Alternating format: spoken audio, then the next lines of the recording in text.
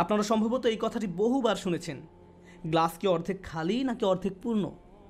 যে সবসময় আল্লাহর প্রশংসা করে সে অর্ধেক পানি পেয়েই আল্লাহর প্রশংসা করবে, আর যে অকৃতজ্ঞ সে বলবে গ্লাসটি কেন পরিপূর্ণ না, পানি কেন ঠান্ডা নয়, কেন এই রুমটি এত গরম। অসম্পূর্ণতা নিয়ে সব অভিযোগ। যে আল্লাহর প্রতি কৃতজ্ঞ নয় তার মনোভঙ্গি এমনই, সে এমন আচরণই রপ্ত করে। তারপর আল্লাহ বলেন, তিনি বলেন ওমা ইয়াশকুর ফা ইন্নামা ইয়াশকুরু লিনাফসিহি, যে কৃতজ্ঞতা প্রকাশ করে, অর্থাৎ শুধু লোকমান আলাইসাল্লাম নয়, যে কেউ কৃতজ্ঞতা প্রকাশ করে সে তা নিজের কল্যাণেই করে।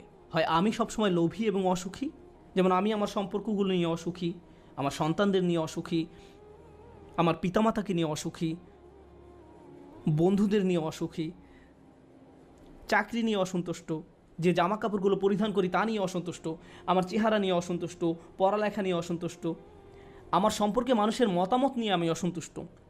এভাবে সব সময় আমি কিছু না কিছু নিয়ে অসন্তুষ্ট থাকি।